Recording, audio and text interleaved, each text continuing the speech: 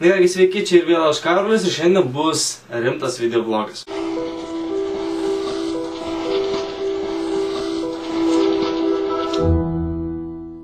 Na kągi, šiandien sugalvojau sukurti vlogą apie šiek tiek rimtesnį dalyką ir norėčiau pakalbėti šiandien apie tai, kas įvyko Amerikoje prieš gan maždaug savaitę laiko. Nežinau, ar jūs Lietuvoje žinote, bet tokiam mieste Amerikoje Connecticute atsitiko šioks toks dalykas prieš savaitę laiko. Na, toksai vyrukas atėjo į pradinukų mokyklą su ginklu savo rankose ir jisai nužudė 27 žmonės, bei iš jų buvo 18 vaikų. Ir aš dar kartelį paminėsiu, tai buvo pradinukų mokykla. Na ir pagalvojus iš viso, kam aš šitą vlogą darau apie kažkokį susišaudymą Amerikoje. Na, bet aš manau, tai turėtų šokiruoti visą pasaulį, nes tai, kas dedasi, yra tiesiog neįtikėtina. Kaip kažkoks žmogus galėjo įeiti į pradinukų mokyklą ir nušauti tuos vaikus? Tų vaikų amžius buvo 3, 4, 5 metai. Kaip kas nors gali pažiūrėti jiems į akis ir juos nušauti? 4, 5, 6 metų vaikus, neskaičiuojant, kad tenai buvo taipogi ir suaugusių. Tai yra tiesiog žiaurus dalykas. Taip, mes kiekvieną dieną zyzime, o šiandien lietus lyja, mano mama nenupirks man šio ir to dalyko per naujosius metus, mano mokytojai yra tokie ir tokie, aš nekenčiu tų ir tų žmonių, bet kai kažkas atsitinka panašaus tai, kas atsitiko Amerikoje, tiesiog atveria viską. Ir tai priverčia mus pagalvoti bei suvokti, apie ką mes zyzime.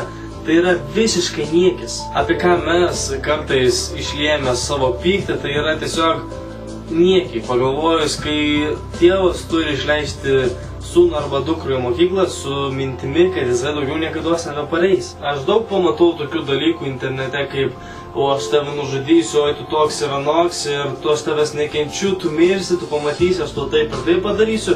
Ir mes tiesiog pagalvom, jisai juokauja, ką jisai čia spanksta, jisai nieko to nepadarys. Bet kai mes pagalvojame, kiek žmonių yra pasaulyje, kurie tai pasako ir paskui tai padaro, ir kiek kartų tas žmogus, kuris dabar nušoja tiek daug žmonių, yra buvęs pasakęs, aš tave nužudysiu, aš tenai taip ir taip, ir mes tiesiog pasakėme, jisai nieko nepadarys, jis nieko nenužudys ir panašiai. Bet mes suklydome. Man, pavyzdžiui, tai yra nesuvokiama. Pagalvojus, kaip vienas žmogus gali nueiti į mokyklą ir kažką tokio padaryti. Į pradinukų mokyklą, dar kartelį pažymėsiu tai. Tai pagalvojus, tai nėra Lietuva, tai nėra kažkas susijęs su mūsų artimaisiais ar kažkas panašaus, bet kai pagalvojate, tai yra mūsų pasaulis, mes jame gyvename, mes jį padaromam tokį, kokį mes matome per žinias. Ir žinau, dabar daug bus komentaro, Karoli, ką tu čia dabar padarei, viskas suvėliai, ten to vlogai buvo tokie ir tokie, ir dabar tu pradėjai kalbėti apie kažkokias žmogžudystės, kas tu kriminalas ar kas dabar tu toks esi.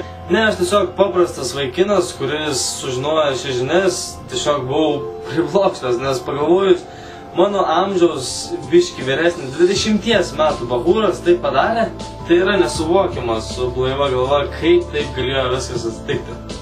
Aš visą laiką galvojau, kad monstrai egzistuoja tik tai knygose, televizijoje bei filmukuose, bet pagalvojus, jie egzistuoja netgi ir šiame gyvenime dabar. Jeigu tokie dalykai atsitiko Amerikoje, tai nereiškia, kad jie gali atsitikti ir Lietuvoje. Na, o paslinkus šią temą į šoną, tiesiog norėčiau jums labai padėkoti už 200 subscriberių, tai yra neįtikėtina, aš tikrai negalvojau, kad aš tiek galėsiu pasiekti, aš iš vis galvoju, kad ten pasiliksiu su 50 maksimum, o dabar yra netgi 200 ir jie vis dar kyla, tai va labai dėkui. Ir taipogi norėčiau padėkoti už praeito video like paspaudimus, tiesiog jūs esate patys geriausi, jūs paspaudėte daugiau negu 200 kartų, tai yra, wow, tikrai neįtikėtina. O dabar į komentarus norėčiau, kad parašytumėt, kokią temą norėtumėt, kad padiskutuočiau sekantį kartą.